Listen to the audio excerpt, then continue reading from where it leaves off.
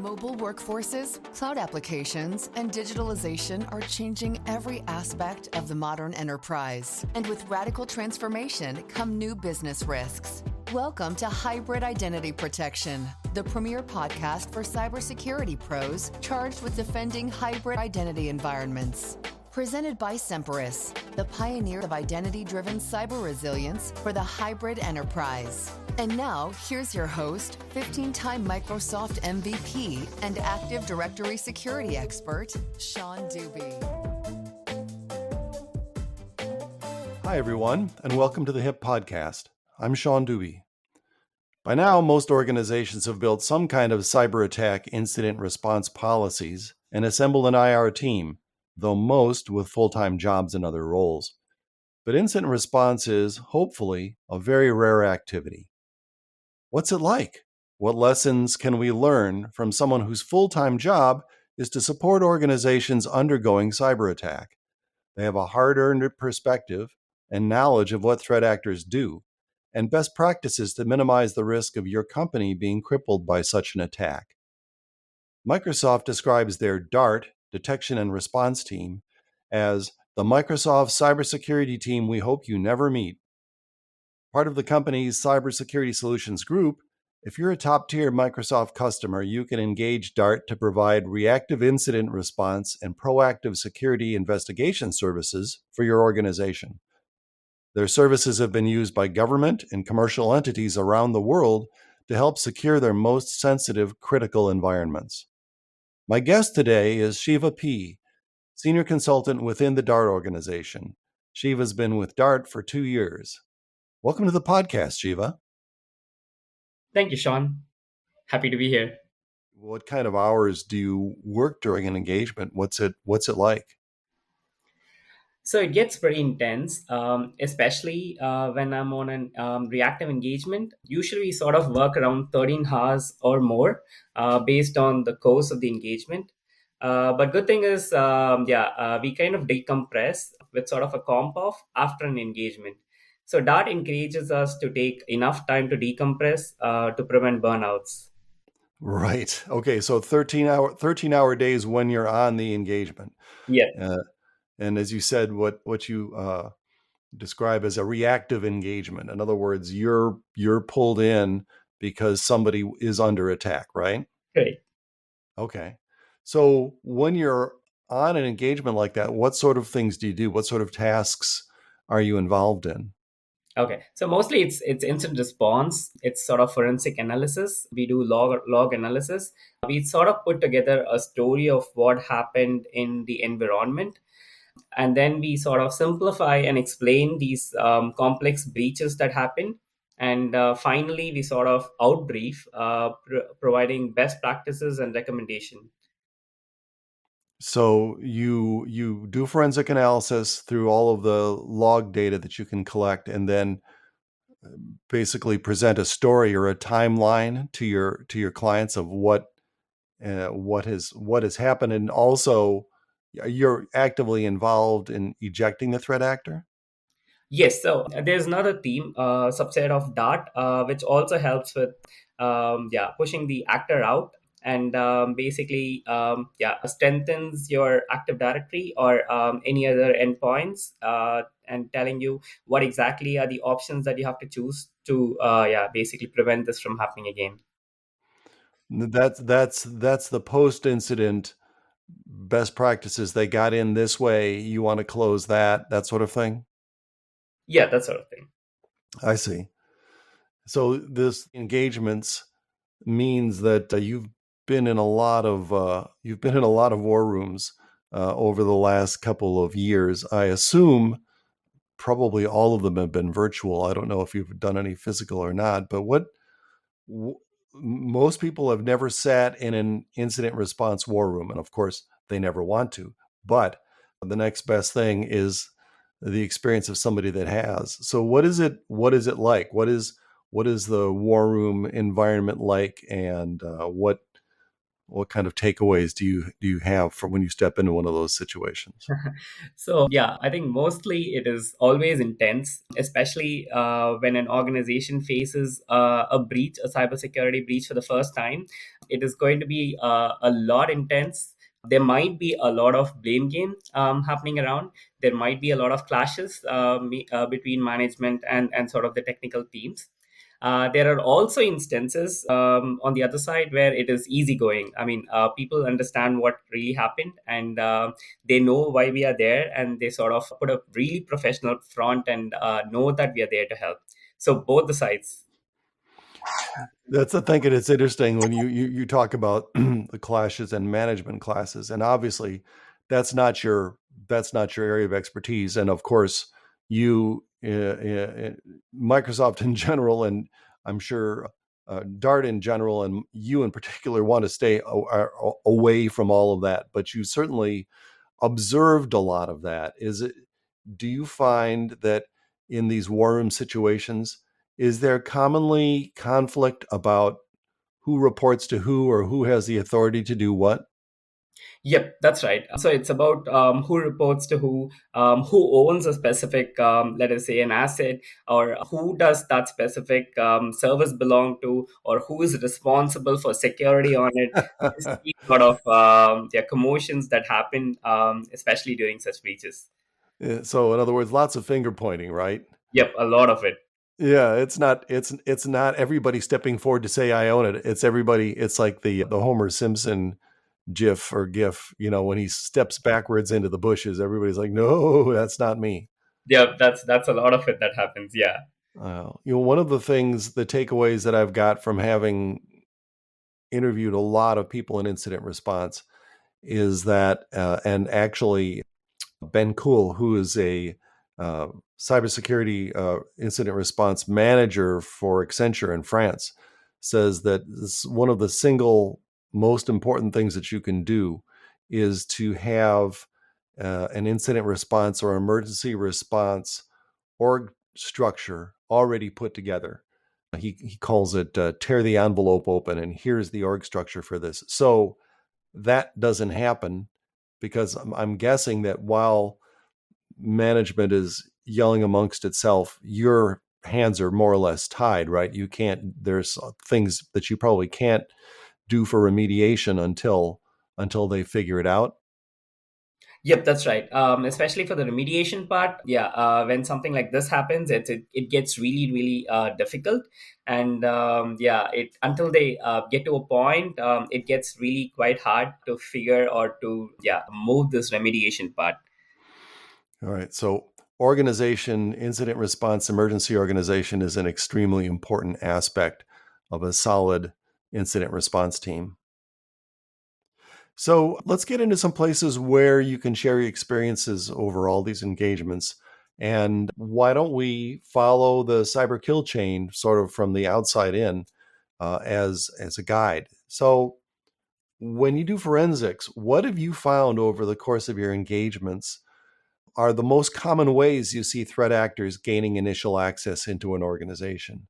I find, the press on all of this, it tends to be overwhelming on either there's a heavy emphasis on all these different types of uh, initial access, or in a report there's very little at all of what the initial access was. So it's really curious to know what you see as what are most common types of initial access.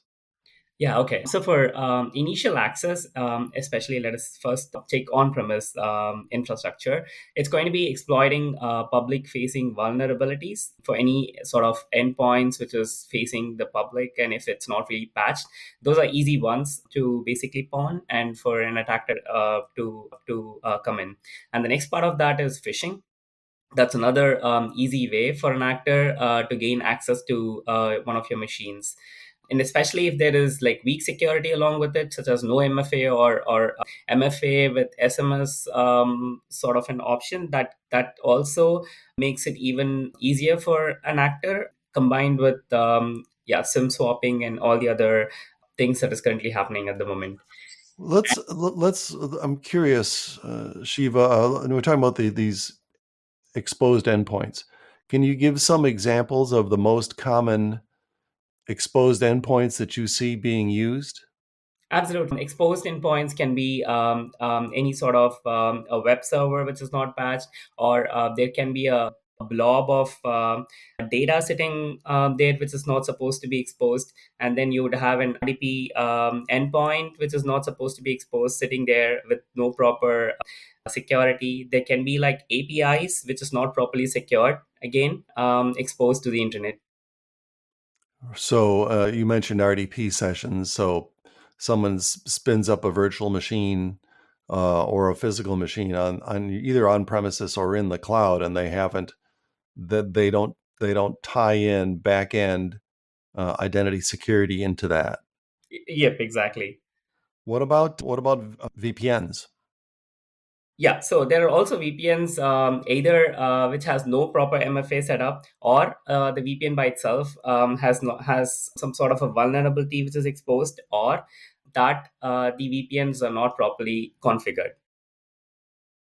Right. So anything that the threat actors can get at directly, it makes it a little bit easier. So phishing, I think we all recognize that phishing is a very, very, very popular. Is that one of the most common attacks that you see? Oh yes, phishing is like one of the most common attacks, where attackers easily get access to your organization. In our conversation before this recording, you mentioned that password stealing is by far the easiest method. Now, by that, do you mean accessing passwords from password dumps on the dark web, or what do you mean by that? So, compromised credentials, yes. So, from there are human factors where there's the same sort of a password which is constantly being used, or some sort of small altercations to the main version of their passwords which is constantly used.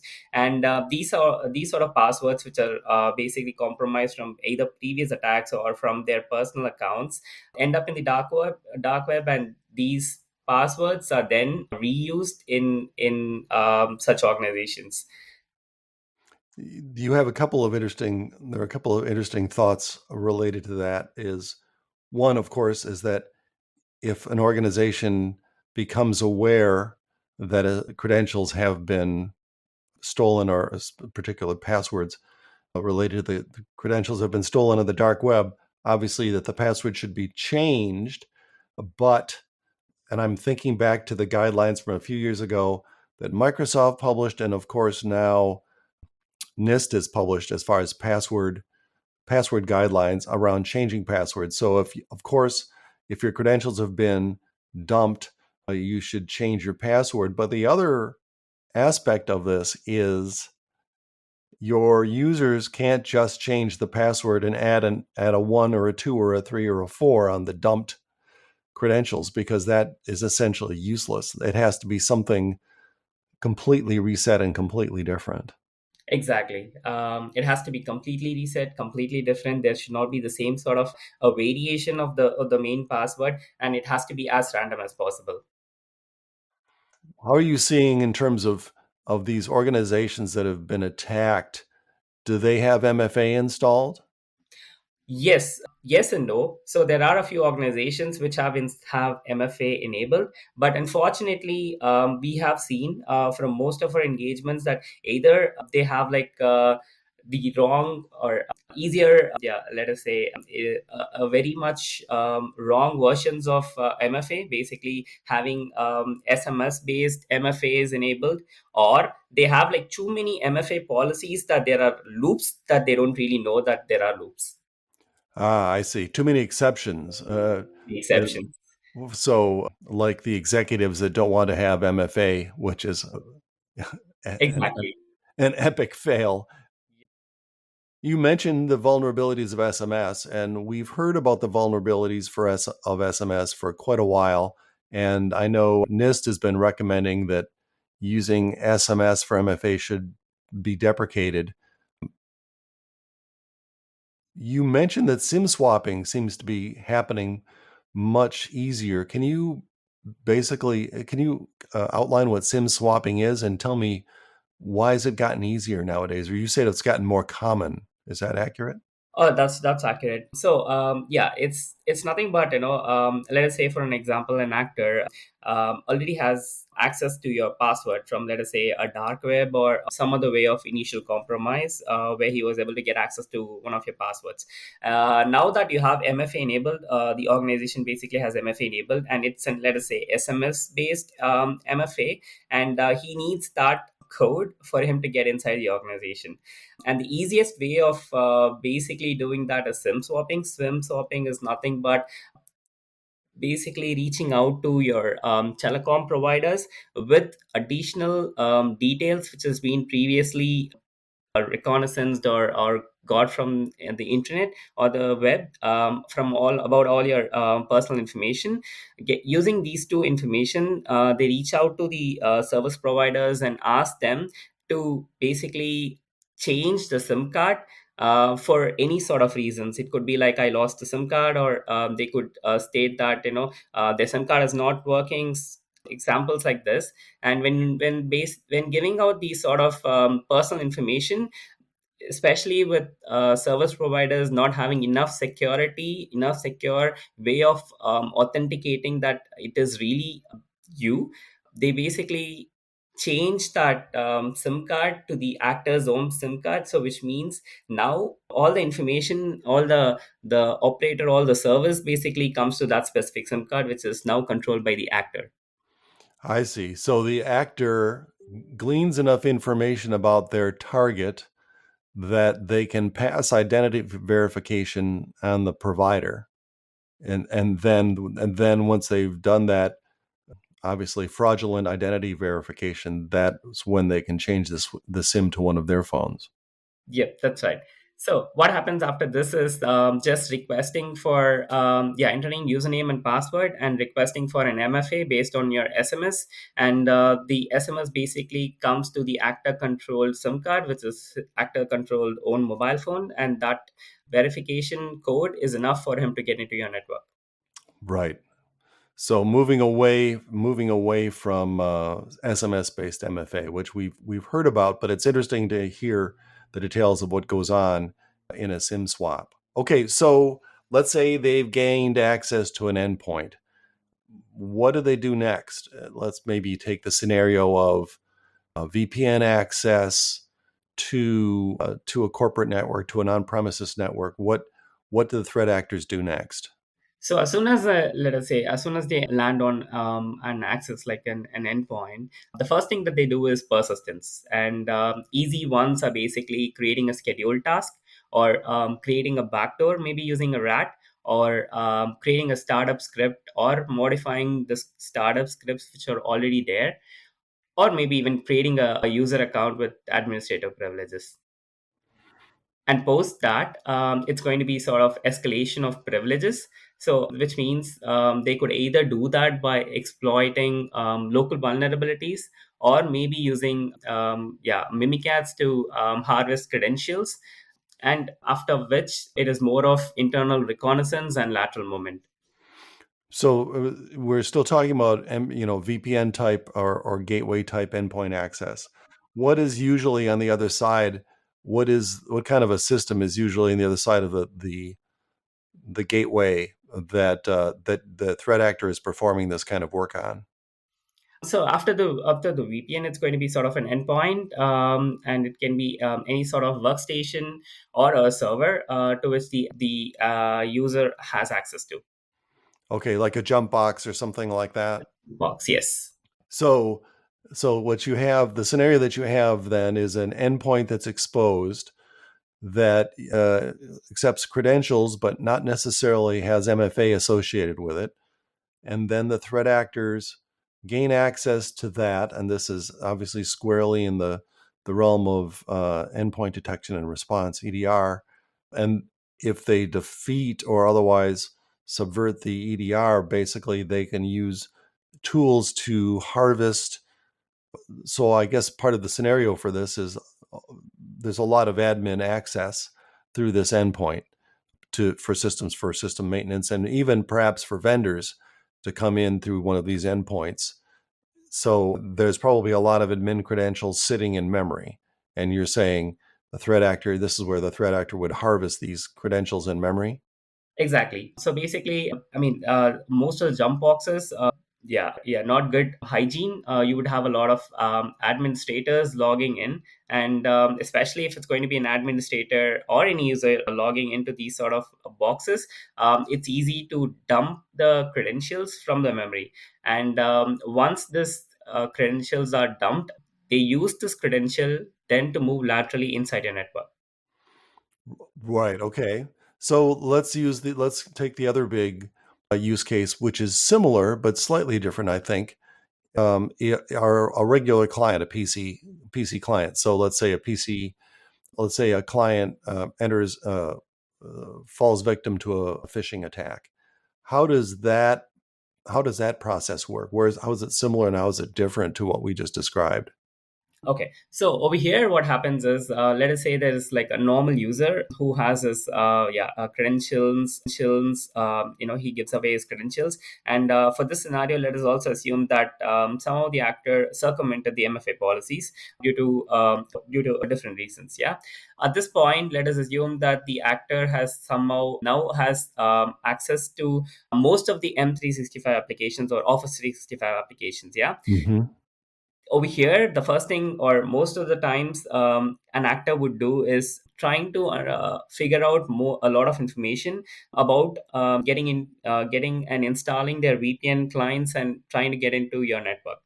And once they basically get into your network, the next part of that is again trying to laterally move to different machines. And for that, either they must have some sort of an endpoint on which there is some sort of different users who is logged in based on whatever permissions, and post which it is going to be more of internal reconnaissance and again laterally moving until they find the right credentials.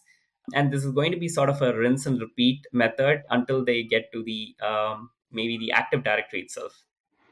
Right.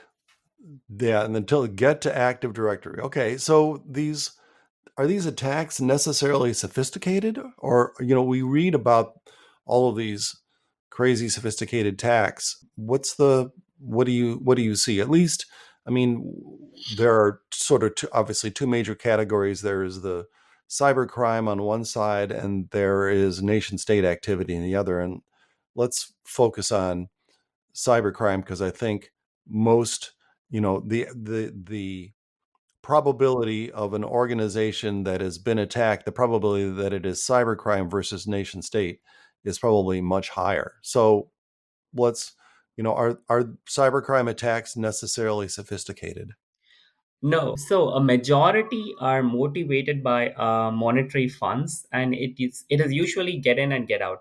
You'd not believe it. I've been on multiple engagements where I've seen attackers directly downloading scripts from GitHub and running it.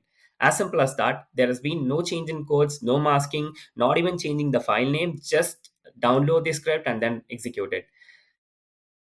And this is how simple it is, and this is how most of the cyber basically the cyber crimes are, especially when they are motivated by monetary funds. It's like as quick as possible. So if we take that experience and we've seen this. I just saw a report. I just shared a report with you that talked about new lows that cybercrime actors are reaching to further coerce their victims, but the motivation being to make as much money as possible as quickly as possible. Does that mean that if your organization makes itself reasonably, if maybe not perfectly, but makes it that much harder than the next organization down the line to attack, is there a possibility that the threat actor won't continue and take the time to penetrate your greater defenses and just move on to the next one?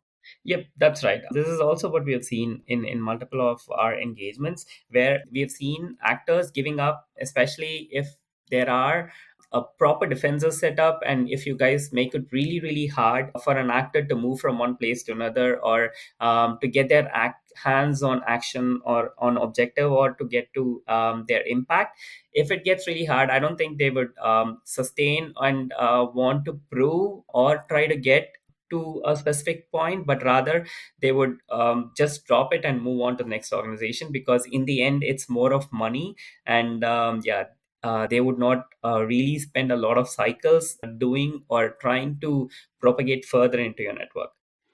So that's a positive view of a positive aspect of it, I guess, and it's certainly not guaranteed.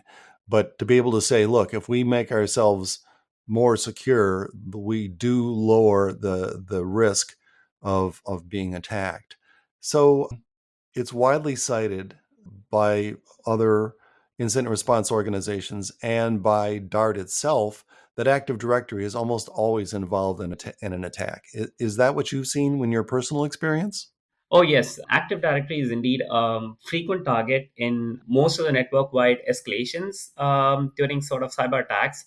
So, in most of the incidents and case studies, attackers basically compromise Active Directory because it sort of serves as the backbone of the entire organization. So, getting access to that is a gold mine, and they would have like a humongous amount of things that they can do, a lot of privileges if they basically compromise the Active Directory itself. What kind of attacks do you see them do against Active Directory? So we have seen past the hash, past the ticket. We have seen a lot of NTDS.dit being exfiltrated. We have seen Kerab roasting. We've seen both the silver tickets and the golden ticket attack. There are times when we have also seen DC sync happening, and also deployment of ransomwares via GPOs. Those are also something that we have seen before. Right. Yeah. So the use of policy deployment used for evil rather than just than for good. Exactly. Have you seen instances where Active Directory is virtualized and the threat actors gain control of the virtualization? I guess you would call them virtualization operator role, so that they get control of the hosts themselves. Oh yes, we have also seen where Active Directory has been virtualized from backups, basically to access the databases. Oh, just pulling the DIT database right off of the backup. Yes. Got it. Okay. So let's talk about, okay, let's say we are in this cyber kill chain here. Let's talk about the ransom part. So at this point, Active Directory has been compromised. Other endpoints have been compromised. Databases probably been compromised. And so this is where the ransom comes in. So Semperis just published a ransomware survey. And in that survey, the majority, more than 75%, felt compelled to pay ransom. What's Microsoft's position on paying ransom? So both Microsoft and Dart, we don't encourage it because it basically paints you as an easy target for other threat actors.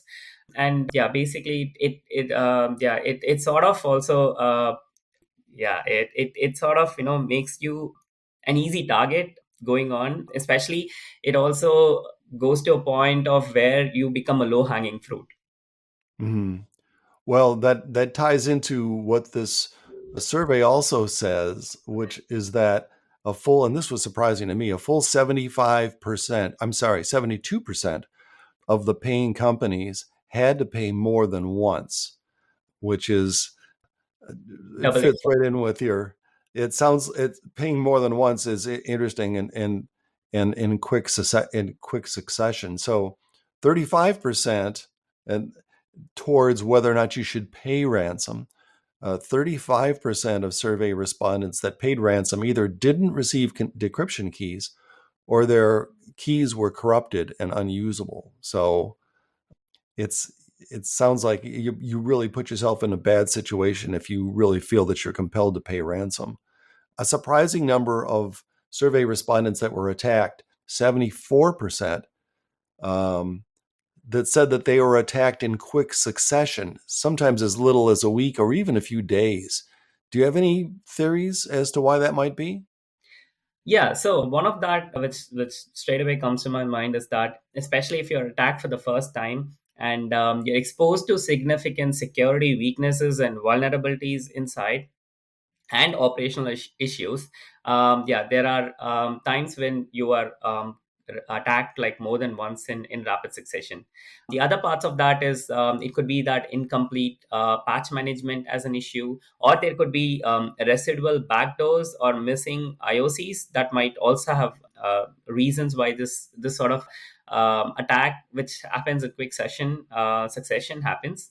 Sometimes it also sort of becomes a pylon effect, let's say, where multiple group targets the same organization due to the initial successful attack and also insider knowledge from the first attack. Right. So you have the threat actors establish persistence in some unknown corner, or often we've seen this where they'll establish persistence in Active Directory so they can get back in and continue or come back later. And the other is what I think of it, as you said, pylon, or I think of it as sharks with blood in the water, where as you said, they're showing to be vulnerable, and other threat actors can jump in on top of that as well. Yep. So finally, we've talked a lot about how things go wrong in these situations. What do you and Microsoft recommend from your experience to make yourself less of a target? Or if you do become a target, how to minimize the impact to your business, and ultimately how to avoid paying ransom? Because we're seeing the numbers that say paying ransom is not in and of itself a solution. It often sets you up for things down the road as well. Yeah, so yeah, the first one is implement strong access control, a least privilege principle, make sure to enforce MFA, and make sure it is also properly implemented. Do not go for SMS based, and especially now that SIM swapping has become really easy. The next part of that is patch management and vulnerability management. Do not accept risks and keep growing that risk document larger. Try to find alternatives and challenge such requests and make sure that it's like properly patched and properly managed. Is that Shiva? I just wanted to stop you for a second and ask you there. So this is that that fine line that organizations walk that says either implement a patch immediately and hope that it doesn't break anything on one end, or go through proper testing and change management process to implement the patch for the vulnerability and become a choice healthcare, change healthcare. The yeah, that's what you're saying, right? Is to don't wait too long. I guess is where I'm going on this, right? Don't wait too long, and yeah, make sure to have those patches, especially based on the severity. Make sure to have that in place, or at least workarounds, yeah, so that when something of this sort happens, you're not at a very bad state. Okay. All right. We'll continue. What other recommendations? I would definitely suggest network segmentation. Make sure to identify and isolate critical systems and crown jewels. Implement internal firewalls, a proper access control between segments to prevent unauthorized accesses. Another thing that is important is backup strategy. Make sure to have backups, and they should always be monitoring and threat detection. Make sure you have proper visibility, collect those logs, have it monitored, create threat detections, use EDR solutions, and yeah, make sure that you do see every single thing that's happening around. And that doesn't mean that I'm asking you to collect all sort of logs everywhere around your network. No, make sure to estimate all the cost that is involved, of course, for such logs, but have those assets and have those logs accessible, so that if something like a breach of sorts happens, you know where to go get these logs from. What about proactively? You say you make some of these changes. What about proactively testing those changes? What do you have any recommendations around that? Absolutely, use your red team to find such flaws in your security proactively. And from these findings, make sure to protect and increase that visibility and make it really hard for an actor when they do the same sort of thing that your red team has done. Because what we've established here is that under most circumstances, the threat actor is going to find the easiest way to get in. So that's what the pen testing is trying to do, exactly the same thing. Yes. Yep. What about user education? Oh, yes. Training and awareness is really, really important. Make sure your user is constantly trained on phishing. You don't really have to name and shame them, but make sure that they're always thinking about such emails on the back of their head that they would all at any time be phished, even if it is internally. And there is also another part of that is incident response drills for the security team. Have that done at least twice a year or maybe more, based on how big your how frequent you can do, how frequent you can do for your team. Have those drills done constantly, because that is another training and awareness that really helps for an incident response team when it faces something of this sort of, when they basically face a breach. We've sort of focused implicitly, we focused on a lot of on-premises security, and organizations that are moving to the cloud often do the old lift and shift, where they take virtual machines and they simply move them from your on-premises network into your cloud network. What about controls in the cloud versus the controls on premises? Or maybe the question is the relative expertise of an organization to apply security in those situations. Yeah, so we have seen time and again that lift and shift to the cloud is not really enough. It is not really going to work. It's completely different from your infrastructure controls to what's happening on the cloud. It's going to be completely different. You have to basically educate and make sure that the right controls are set up. You cannot just pick it up from there and then place it on the cloud and expect things to work. That's not exactly how it works, and you'll have to ensure that proper controls are in place, proper monitoring is in place, proper security team is looking into it and understanding what sort of attacks these are. And these sort of things are really, really important. Well, thank you, Shiva. This has been a very informative and maybe scary session. I think that, well, maybe it's been scary, but to my mind, the positive things that have come out of this is look, this is what the threat actors do. They go the simplest way in as possible to get in, get their money, and get out. You focus on those that low-hanging fruit that they're looking at. That's what you need to look at. And should they gain access, the other aspect of this, of course, is the resilience of your organization to either eject them, or if they have damage, to be able to recover quickly, and the ultimate goal being to not pay ransom and keep your organization up. Thank you, Shiva. I appreciate the time. Hope you thought this was interesting as well. So thank you, Sean. Appreciate it. Thank you for having me here.